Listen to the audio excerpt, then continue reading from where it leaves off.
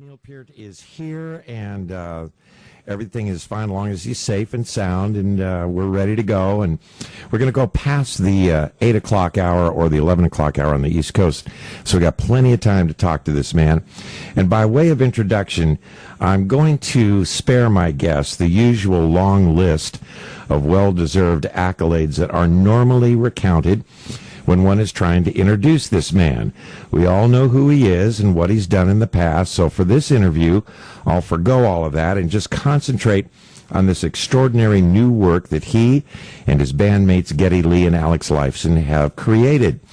You are about to meet Neil Peart, who is here today to talk about a brand new milestone in the career of Rush. Their new album, Clockwork Angels, is truly exceptional, so much so that we're going to concentrate exclusively on this work tonight, and history be damned. Neil, welcome to the show. Thank you so much. Having conquered L.A. traffic, nothing can fear us now. Man, it is not the easiest thing in the world, is it sometimes? Oh, wow. Is what it is. Well, let's just get right into this thing, because I just want to go through this album. I was so impressed with it. When did you first hit on the idea of this thematic piece? Yeah, it's a beautiful story, actually, how it developed, because it started with the smallest seed of, I guess, late 2009. The three of us got together, actually, here in Los Angeles with our co-producer, Nick Bouge Raskulinitz, and we were talking about what to do the following year. And we talked about different possibilities of making a new album, doing a tour, and Geddy brought up the idea that he's always wanted to do a compilation of our instrumentals. And then he said, to go with it, we should do something new, maybe something a little more extended. Bing. That was the seed. And I had this idea for the steampunk world in my mind as a beautiful fictional location, something romantic, idealistic, away from the dystopian kind of future, and based upon kind of the Jules Verne and H.G. Wells' view of the future as seen from the 1860s. When I was little, I saw the movie 20,000 Leagues Under the Sea, and that's kind of the aesthetic basis of it. It's a beautiful kind of future that's pre-electric, pre-internal combustion engine, in which everything in the world as I developed it is driven by clockworks, steam power, and alchemy. And alchemy, the steampunk aesthetic kind of existed before in science fiction novels and such. And I added the alchemy element as their energy source. And the source of, Arthur C. Clarke said, any sufficiently advanced technology is indistinguishable from magic. That's right. So I kind of brought all of that thing. It was a lifetime of reading, so many influences like that came into it. And I had 3 chapters to begin with, and they were all kind of euphonious. That was Caravan, Carnival, and Caravel, which is a kind of sailing ship. So right away there was going to be a sea adventure in there, and there was going to be a carnival in there. And that even, there are so many beautiful little spin-off stories. I did a cameo a few years ago in a movie, The Adventures of Power, about an air drummer. And the director, writer, and star in that was Ari Gold, the real Ari Gold. And his father, Herbert Gold, was a novelist in the Beat era. So in the time of Kerouac and Ginsberg, he was writing a different sort of modern but traditional novel. And there was one called The Man Who Was Not With It that was about a carnival scene in the background of that. So all of that wove into it, and it gets so many influences. So the story grew in the telling. Early 2010, we started writing songs for it, and then recorded the first 2, Caravan and BU2B, and a number of others were written at that time. And then we took a break, and did a tour. So we did the Time Machine tour through late 2010, early 2011, and then got back together last fall to start finishing the writing, doing the arranging, and recording the rest of the songs. So it was recorded late that year and then mixed early this year here in Los Angeles. Well, very good. It's wonderful, and I did see the tour when it was here last, and that whole steampunk thing that the way that the stage is set up is just fantastic. And we could not have planned how beautifully it would develop. We had all of that plotting for the visual look and everything way back then, and it translated beautifully into the Time Machine idea, which was a combination, a bit retrospective in the replaying of the Moving Pictures album, but we also had the 2 new songs to play and a completely new presentation, which was really the basis for this album, and we had all of that in mind at that time. That the visual look for Time Machine was really the visual look for Clockwork Angels. So it was so great to stop in the middle of that, do a whole other thing. And touring, I've said many times, is so great for a band.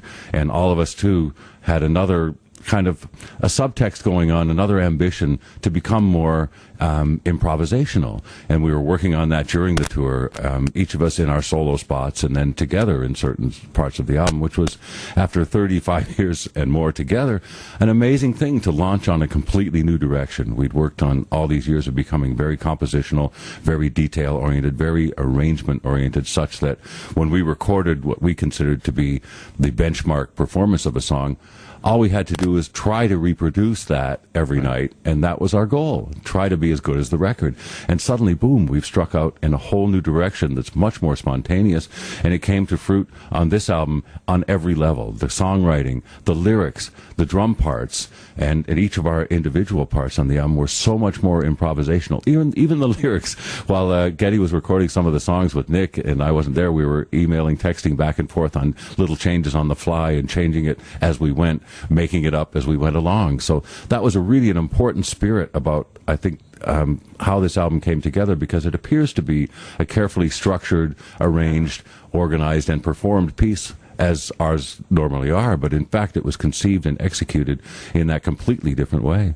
Which I would have never guessed, because it is this concept album, this thematic piece with this wonderful storyline running through it. That's fascinating. We're going to go through Clockwork Angels now, song by song. Mm-hmm. And I'm going to ask you to read the prose that tell the story. We're going to put you to work, because there's this wonderful written piece that introduces each song as kind of the narrator for the story. So let's begin with the opening piece of the album and have you read this narration. Sure, yeah. These are, in fact, just little prose introductions that accompany the lyrics in the album. And the other interesting side note on that is I've also been working on the novelization with a longtime friend of mine, Kevin J. Anderson, and he did the heavy lifting on all of that, but I've consulted all the way along, and again, he and I exchanged notes sometimes dozens of times a day on little ideas and that. So I've spent the last 2 days, in fact, narrating the audiobook version of the novel, so I hopefully am in good practice for this. So we'll be narrating just the prose introductions to the lyrics that appear in the package. So, song number 1, Caravan. It seems like a lifetime ago, which of course it was, all that and more. For a boy, life on the farm was idyllic, but for the young man I became, that very peace and predictability were stifling, unbearable. I had big dreams, and needed a big place to explore them, the whole wide world. Near our village of Barrel Arbor, the steamliners touched down and traveled on rails along the winding Pinion River toward Crown City. Watching them pass in the night, how I prayed to get away. And Caravan, track 1 from Clockwork Angels in this wonderful concept album. And the album begins with the song that we just heard, A Young Man. This is about a young man who's reached the age where he can finally leave home and pursue his dreams. And this is a rite of passage that we all go through, men and women, of course. And it doesn't seem to matter if you were born in a big city or a small town or on a farm. Wherever it is, you've got...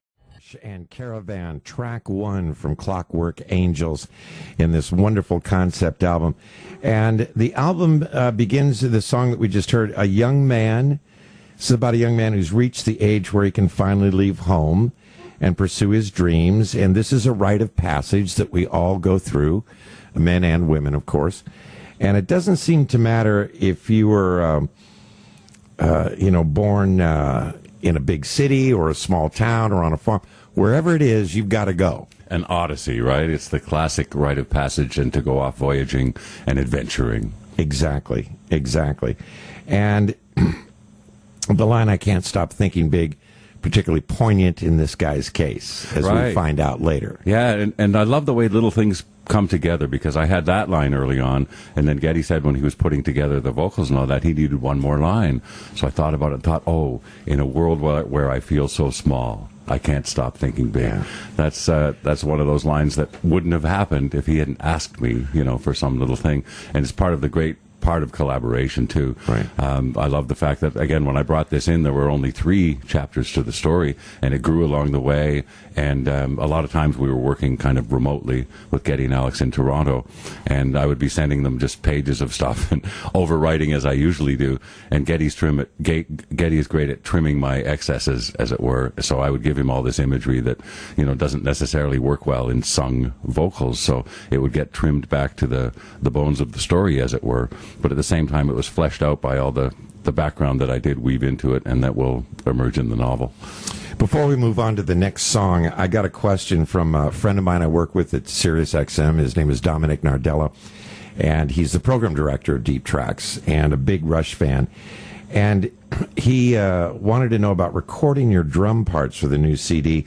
You had a producer stand in front of you and conduct your performance with a drumstick. Is this true? Yes, absolutely. I was so determined to be spontaneous this time, and after 45 years of playing the instrument, I had kind of developed the tools to be able to do that. I studied with a well-known drummer and teacher, Peter Erskine, a few years ago, and at the time I was really studying with him to enhance my knowledge of jazz and big band playing in particular, leading up to a Buddy Rich tribute concert.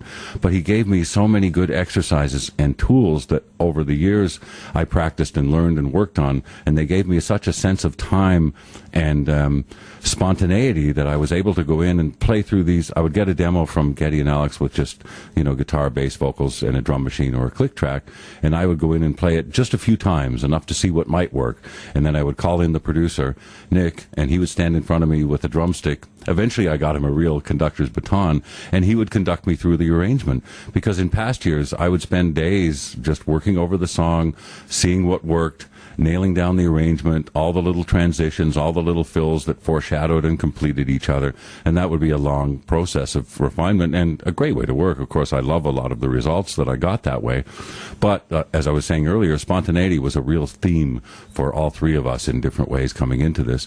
So I was able to do that this time and just go out there and just start recording and see what happened, you know, and he and I would stop between takes and discuss what worked and what didn't, and he would give me lots of great suggestions, and then I would just whale through it again, and eventually we'd capture things that were only done once. And you know, there were a lot of just capturing those and putting them together, and keep that, and let me do this part again, and just getting something that was repeatable in a sense that I can learn it and play it now if I want to. But I kind of think I want to take that approach live too and play the songs with more freedom and confidence. Again, it took me that long, and my way of being, I mean, I think a lot of drummers could probably do that, are more improvisational from the beginning, and a lot of them in fact have told me over the years that they have trouble playing the same thing twice.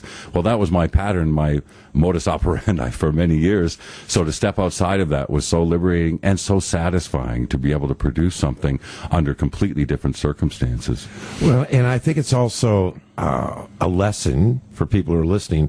How do you get good at your craft? Well, you never stop learning. You never stop. And people say that, well, you've got all these accolades and all that. And I say, well, yes, they're the inspiration that makes me believe that I have to keep getting better and I have to work really hard on it. And even with the tour coming up, starts in September, I've already been working for 4 months on the fitness side of it. And in another week, I'll start rehearsing for it.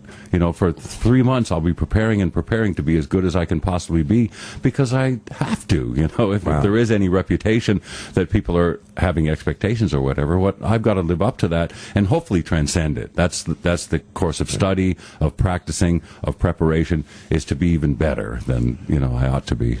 Well, you ought to, everybody listening, including me, should take that lesson into whatever you do in life and just approach it that way, because that's the only way to keep growing. We're going to move on to the second song, which is BU2B. And I love this one. It deals with the religious beliefs of this world that you've created, in which God is the watchmaker. And he rules from Crown City through priests called the regulators. The regulators are actually the police in this case. They're the police. Yeah, they're the police. But, yeah, he's grown up in a very rigid, well-organized, but, you know, everyone's well provided for, too. You know, it's not a dystopia in that sense. It's quite a content environment for almost everyone, except our young character who needs, you know, to be free of that. And then the Watchmaker is the force of order, the deity of order. And then his counterpart, his nemesis, is the anarchist, which, you know, anarchy is really an idealistic view that we don't need leaders, right? Right. We're good enough. We're smart enough. We should be free. It wasn't evil. They weren't terrorists to begin with. And he is what's called in the story a freedom extremist. A freedom extremist. Those are the two polarities in which our young character grows up. And the title actually, BU2B, of course, stands for Brought Up to Believe. But the other guy said, oh, that title's too long. So with a bit of a snicker, I thought of modern texties. You know, I thought, okay, let's call it BU2B. Yeah. Well, go ahead and read. Now, this is the introduction. Each time Neil's going to read, there's a bit of prose that introduces the song. Go ahead. Yeah. And what you can't know, too, over time is how much experience you gather from all kinds of entertainment and art. And I've noticed lately that this follows very much the pattern of a Broadway show. The first song, Caravan, shows the world in which our character lives, and then this song is his soliloquy. Okay, here's my world, now here's me. We were always taught that we lived in the best of all possible worlds. The watchmaker ruled from Crown City through the regulators. The alchemist priests gave us cold fire for power and light, and everything was well ordered.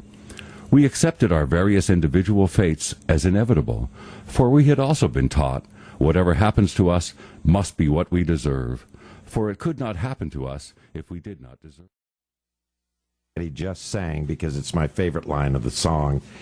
And the twist of the lyric here is phenomenal. Believe in what we're told until your final breath, while our loving watchmaker loves us all to death.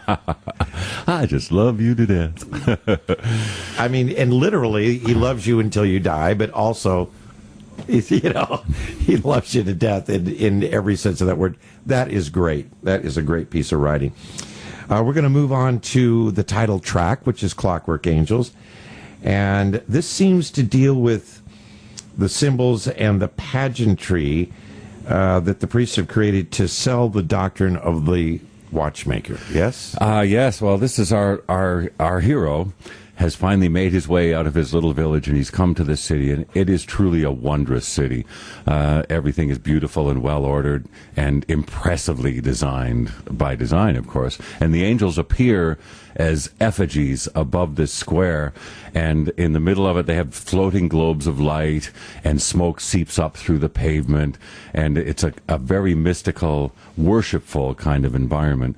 And the thing that occurred to me there about the angels is that they are the pageantry, yes, that he's developed, but another thing that he's learned that goes back to Roman times about how to rule people, give them bread and circuses, and they will never revolt. So this is the showbiz aspect of leadership that the watchmaker has learned over time and that he dwells on. So, Clockwork Angels, the place I had most wanted to see, Kronos Square at the heart of Crown City. I had seen many images of the city before, and Kronos Square, but nothing could convey its immensity, the heaven-reaching towers of the Cathedral of the Timekeepers, or the radiant glory of the angels, land, sea, sky, and light, bathed in the brilliant glow of the floating globes.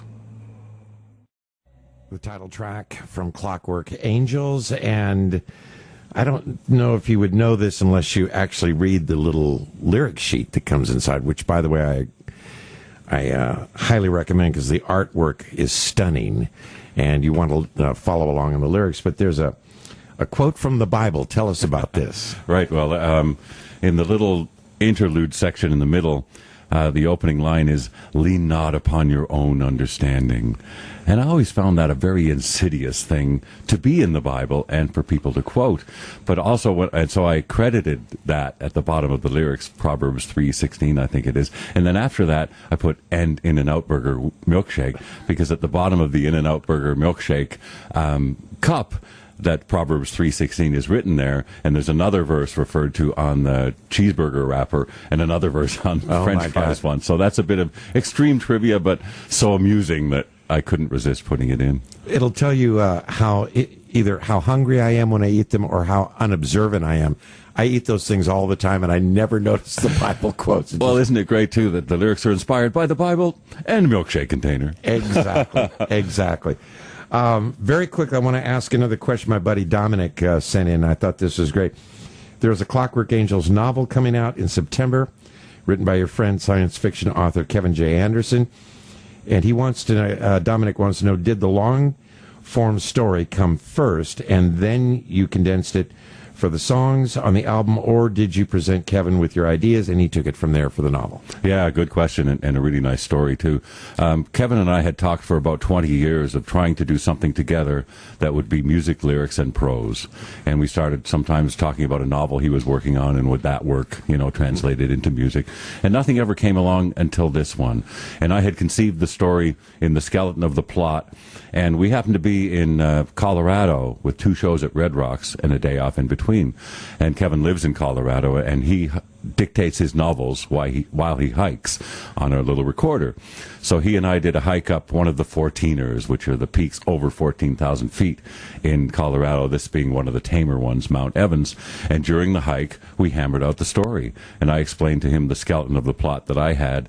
Of course, songs only have a few hundred words each, so there's only so much you can do, even with my prose preambles.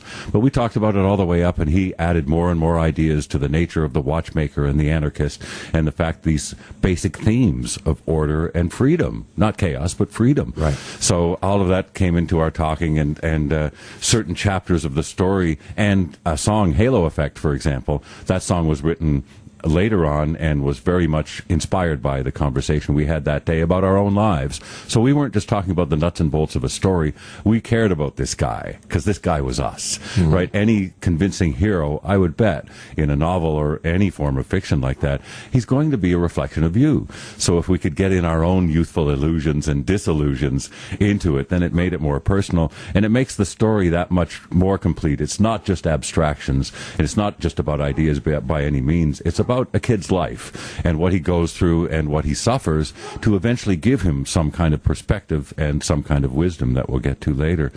So where we're at now in the story is where we introduce the villain. My favorite part. I love this guy, the anarchist. He's so evil. And it's set up by a character called the Peddler that just appears a couple of times through the story mysteriously. And without giving too much away, I can say that he's the watchmaker in disguise. And he travels around the land to make sure the people are content. So when he asks people, what do you lack? He wants to know that they don't lack anything, right? That's his motivation in there. He's not by any means a tyrant in the conventional sense. He's very much a benevolent dictator and thinks he's doing the right thing to look after the people. Where the anarchist, again, is a freedom extremist, but he's also very scarred and very much a malignant narcissist. So the Peddler introduces that, so I'll just read the 2 prose parts up to the anarchist. 1. The Peddler 1. A foggy woodland road, a crowded village square, the busy streets of Crown City. A wandering peddler travels the land, uttering the ageless call, what do you lack? The anarchist, walking among the people who are so content, so blind. The anarchist hears the peddler's call and sneers derisively. What do I lack? Vengeance?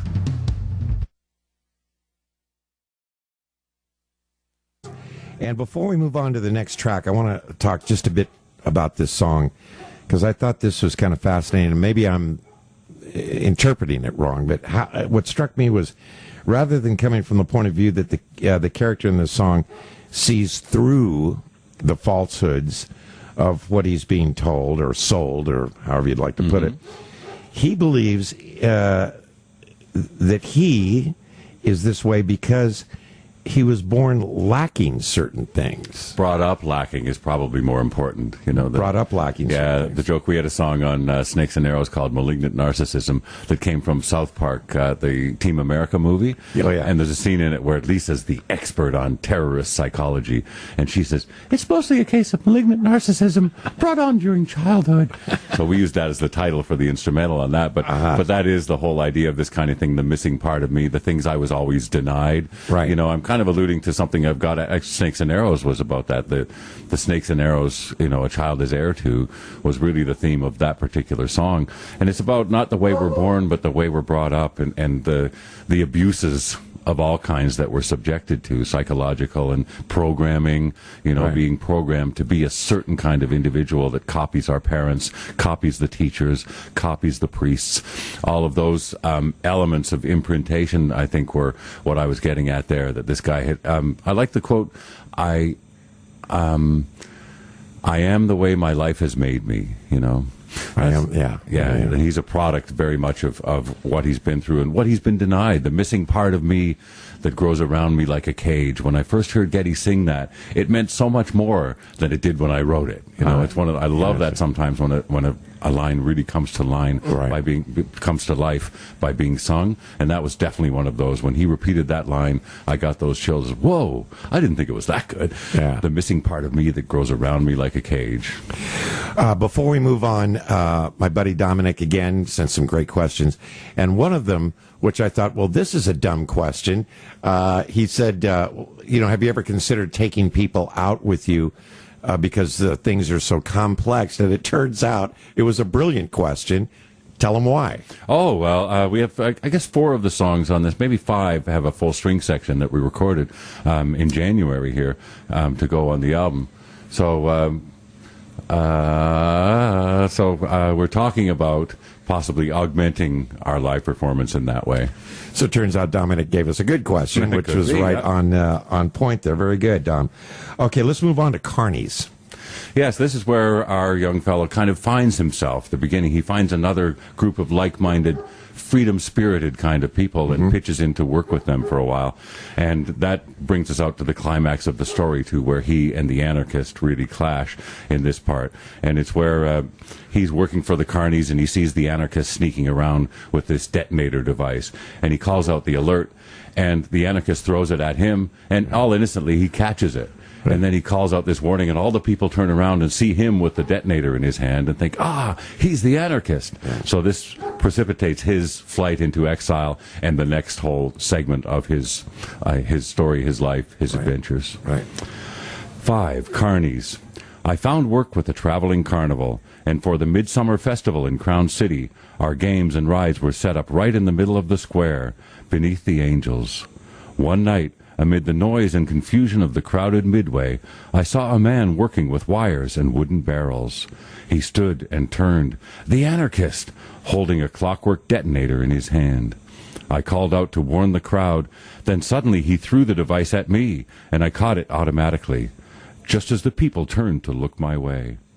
I escaped, but in disgrace. We're speaking with Neil Peart, drummer extraordinaire of Rush, and we're talking about the new Rush album, Clockwork Angels, that is just out. And the reason that we're asking Neil to read some of the lines here with me is because there's these wonderful bit of prose before each song that kind of moves the story along. He has been reading this for the book, the audio book, and now he's here warmed up and ready to do it for us, and we appreciate it. Let's move on to the next song, which is the Halo Effect. Yes, Halo Effect is the relationship song of our hero's adventures. And he, in his little village, he was betrothed to a girl that he was just expected to marry and went along with all that. And then when he traveled, he met this exotic trapeze artist, Francesca, and falls in love all over again. But she rejects him, and he thinks that she's treated him with contempt, and he's humiliated, and goes off into exile with those feelings too, that he's been disillusioned basically in everything that he was brought up to believe. Good way to put it. So I had fallen helplessly in love with one of the performers. She was so different from the girl I left behind, and I was beginning to understand I had only pretended she was right for me. I pursued my beautiful acrobat obsessively until she let me be with her. Then I suffered her rejection and contempt. Once again, I had created an ideal of the perfect soulmate and tried to graft it onto her. It didn't fit. Such illusions have colored my whole life. I think there's a great lesson in this song to not to try to project your vision of what someone should be like onto someone else, rather just try to find someone that is your vision, yes? Yeah, but it's hard to do, isn't it? I mean, we all do that when we meet someone who's attractive, and that's what the halo effect in psychology is really about. The attractiveness blinds you to the essence of the person. That's probably the best way to put it. Yeah. Got another great question from my friend Dominic. I like this one. Longtime Rush collaborator Hugh Syme did the stunning artwork for Clockwork Angels, and he says that he knows that you're very involved in that process. Do you feel Hugh's did you feed Hugh lyrics and themes and let Hugh come up with the design based on the stories in the CD, or did you sketch out a rough draft of what you were seeing in your head as you were writing? Right. Well, it's done by the beautiful process of collaboration, really, in the truest sense. And fortunately, we had so long to work on this because we really started working in late 2009. So there was a long period while we were on tour. Hugh and I were still comparing notes on it. And it was a product of both of our inspirations, really. I gave him lyrics, of course, and the basic visual premises of the different songs and settings, and then he would take it from there and create illustrations, and then I would say, oh, this is great, but how about this and this, and that, just the same way that the three of us, Alex and Getty and I, work together on songwriting, is adding our ideas and then feeding back each other's responses to them, and that's very much the way that Hugh and I work too. Well, that's fantastic, and man, it is great. I mean, the artwork is stunning on this thing. It really is. Yeah, I'm very pleased with it too. We're going to move on to 7 Cities of Gold. Yeah, and it sounds like some myth that you would make up, but in fact, historically, the Spanish exploration of the entire American Southwest was driven by this legend. Mm-hmm. People would struggle through horrendous privations across the deserts of completely untracked wilderness at that time, except for the natives, and the natives enslaved them. That's another beautiful part. These Spaniards were wandering around, lost all the time, and they were being enslaved by the natives as they went, and then they would finally get back down to Mexico City, for example, and say, I saw the 7 cities of gold. I saw them. I just couldn't get there. Yeah. And then they would send out another expedition. So this absolutely inspired the whole exploration of this wonderful part of America, the Southwest, that I've traveled in so widely on foot, on 2 wheels, on 4 wheels. So I'd always been interested in that history, and it was wonderful to weave it into my story thus. The legend had passed down for generations. Far across the western sea, where the steamliners could not fly, lay a wilderness land hiding 7 cities of gold. I dared the crossing on one of the stout ships that followed the trade route to Poseidon, a tough port city. I worked there for a while on the steamliners that served the alchemy mines, then eventually set out into the Red Rock Desert. The stones were sculpted into unearthly monuments, and the country grew cold as I traveled north in search of the most famous city of gold, Cibola. Its name has sounded in my dreams since childhood. Clockwork Angels. My guest is Neil Peart of Rush, and we are going through Clockwork Angels song by song. The next one up is The Wreckers. The Wreckers. Narrowly escaping a frozen death in that desert, I made my way back to Poseidon and found a berth on a homeward ship. Caught in a terrible storm, we seemed to find salvation in an unexpected signal light. Steering toward it, we soon learned it was false, placed by the denizens to lure ships to their doom on the jagged reefs. They plundered the cargoes and abandoned the crews and passengers to the icy waves. The backstory or the inspiration for this song, it's just brilliant. Tell everybody very quickly where the inspiration for the song came For from. Headlong Flight, yeah. No, for the Wreckers. Oh, the Wreckers, yes. Well, it's actually historically true. Again, along the southwest coast of England, the county called Cornwall, the people would, first of all, they would station themselves where a ship might wreck during a storm, but then they had the brilliant idea that if they put up a false light, they could make the ship wreck and then plunder it, while, of course, they were much happier if the crew and any passengers didn't survive, because then, there would be no story to tell. And that's a true story. Yeah. Oh, my God. Historical truth. All right, we're talking with Neil Peart of Rush. We're talking about Clockwork Angels, and we're going to move on to the next song, which is Headlong Flight. Song I've been playing a lot lately. Thinking back over my life and telling stories about my great adventures, they didn't always feel that grand at the time. But on balance, I wouldn't change anything. In the words of one of our great alchemists, Friedrich Gruber, I wish I could do it all again.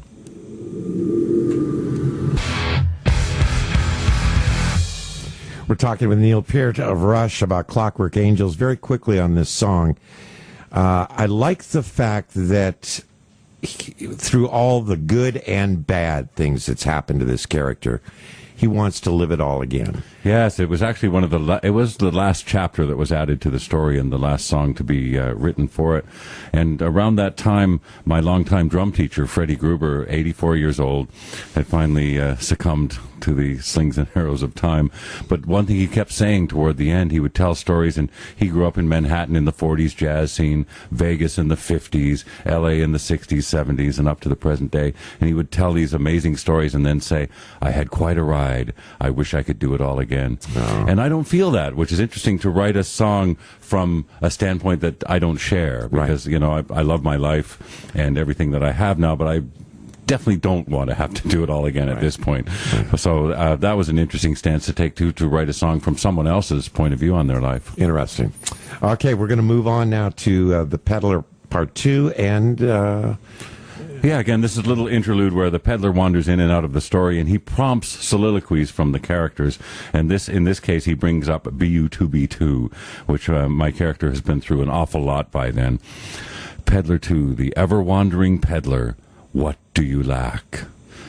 Those fateful words, what do you lack, spark an inner monologue about all that I have lost.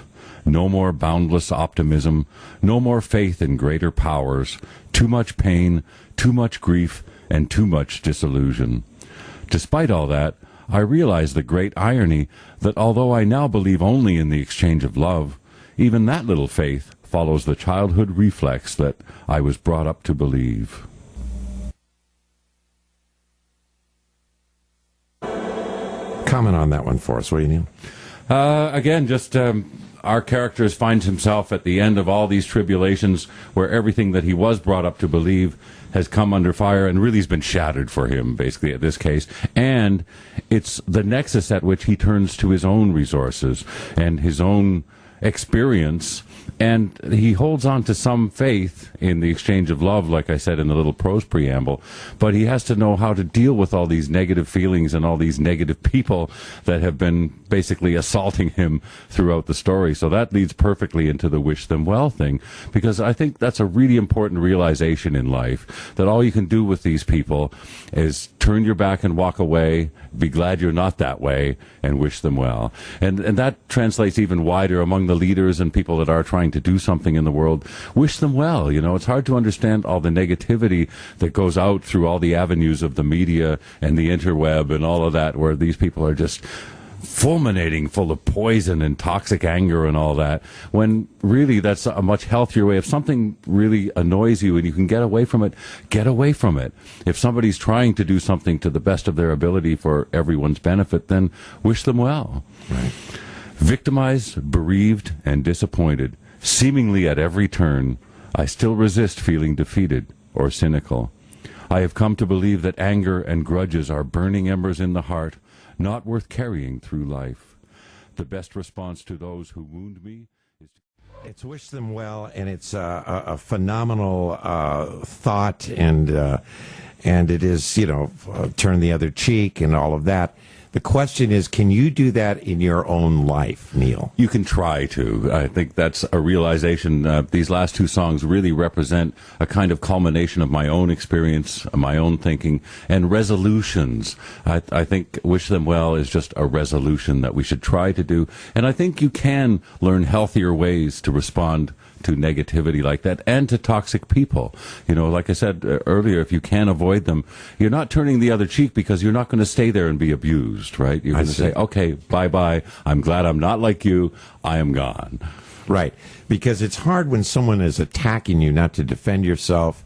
And I guess the ideal is, if you can extricate yourself from the situation, do it. Yeah, if you can. Yeah, and don't waste your energy too on returning grudges and hatred and the negative feelings that only poison you. That's one thing I've always hated about the feeling of anger. It leaves me with such a hangover after. If I get mad at someone, Right. even in traffic, even if I'm like today on my bicycle and somebody, gratuitously cuts me off, and that anger that you can carry isn't good for you, and it doesn't help the situation one bit. So if you can learn to just say, okay, you're a jerk, bye, you're Right. not in my life. It's almost like racism. The racist is carrying that around all the time, but he may not even know that the people that he's Putting his hate onto, they may not even know it. and they are not causing it. Yes, They're not people causing have this anger and this frustration, and again, the story's woven with that. The anarchist is an extreme example, but everyone does have that. Everyone has the scars of anger and frustration and dissatisfaction with their own lives, and then they project them on someone else and blame them. One last question from my buddy Dominic, because he was so nice to come up with all these great questions. He wanted to know if there would ever be a time when you would play this piece in its entirety on stage. Well, at this point, of course, winding up to a tour beginning in September, we're exchanging a lot of notes about set list and which songs we would like to play and which old songs, and we're certainly going to be performing a huge chunk of it. Good. And how do you go about, the three of you go about deciding on a set list? Just as it ought to be, really. What about this song? What about that song? And then we go and listen to it. Yeah, that would be fun. And we bring it back, or we'll say, well, we'll try that in rehearsals and see how it feels, because sometimes you don't know a song that we haven't played for 20 years or more. Suddenly we'll play it and go, yeah, that really lives. Or it doesn't. Or it doesn't. I see. Okay. Tell us how your buddies are doing these days, Getty and Alex. Oh, great. We saw each other actually at the beginning of May. We were up in Ottawa to have another award thrown at us. It was the Governor General's Award for Lifetime Achievement in the Performing Arts. Wow. So it was 3 days of hoopla in our nation's capital, which was a little much for this country boy, but a wonderful honor, of course, to have in our own country.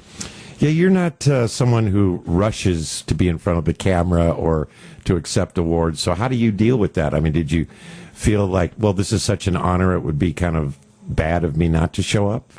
No, I'd have no problem with that, really. But my bandmates were keen. And another bit of wisdom I've learned along the way, that if someone that you care about wants something, you have to help them get it. Oh, well, that's very nice. That's very nice. And you know what else is nice is to hear with what kindness and respect that you speak of your bandmates after all this time.